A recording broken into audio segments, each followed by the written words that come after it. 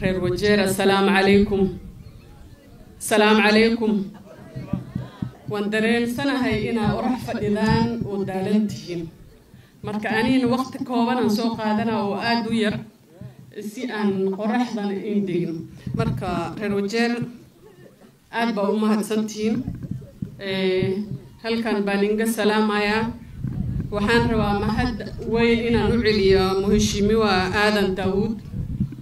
oo maanta xafladan aad u qoraxda badan oo dadkii danta yar oo la iloowi uu soo xasuustay oo maanta halkan isku kan keenay muheshimiwa aad baa u mahadsantahay waxa kaloo mahad ballaaran u celinayaa wixii dad oo gacan ka geysteen xafladan inay hirgasho anoon magac dhamaynin aad baa u mahadsantihiin soo dhawaada walaalayaal reer Wajeer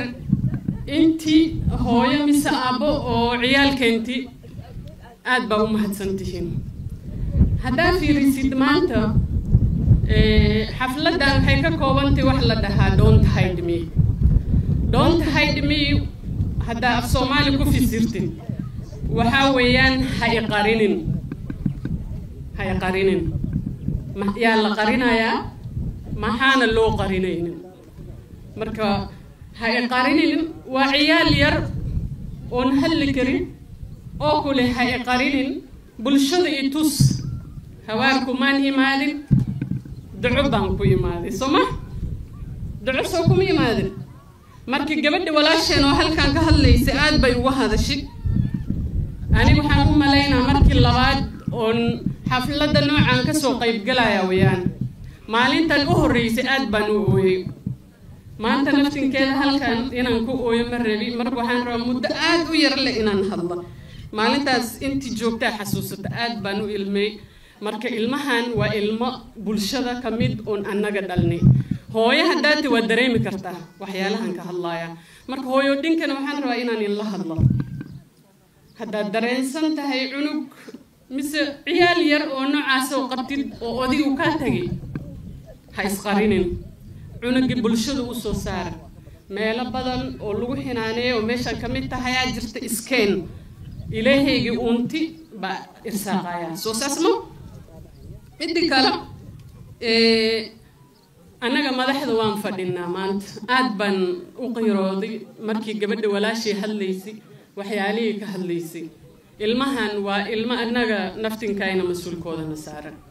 marka waxaan leenahay aniga kollayta xafiiskan haya wax weyn ma hayo laakiin nin baa hadawti dhahe bishii 9aad Wajeer baan ku soo noqonaynaa women rep-ka aad bay nooga soo noqotay xafiiskooda kan disability council marka anigana waxaan soo wadaa xaflada noocan oo wheelchairs iyo qalabyaal kale dadka curyaanka lagu siinaya marka laakiin waa inaas register garaysid waa inaas isqortid marka kollayto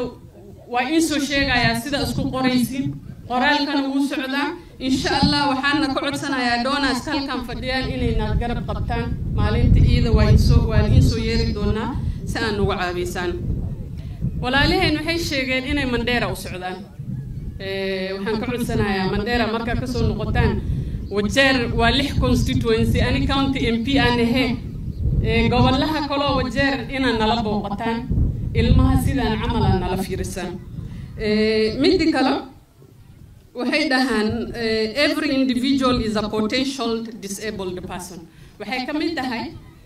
maanta hadaa lixaad qabtid biri ina curyaan noqotaan laga yaabaa sidoo sheekha sheegay wuxuu dhahay accident baa gali kartaa wheelchair u baahan kartaa soo pressure baa kugu dhufan karto sariira gali kartaa marka aad kor saarantoo aragtid cunug laciif mise hooyo laciif curyaan waxa la rabaa inaa hoos isu soo dejisid oo wax la qabatid marka reer Wajeer aniga maanta hadal weyn ma qabi insha Allah aad baan in salaamaya qoraxda fadhidina aad baan ugu xumaay wassalaamu calaykum wa rahmatullaahi wa barakaatuh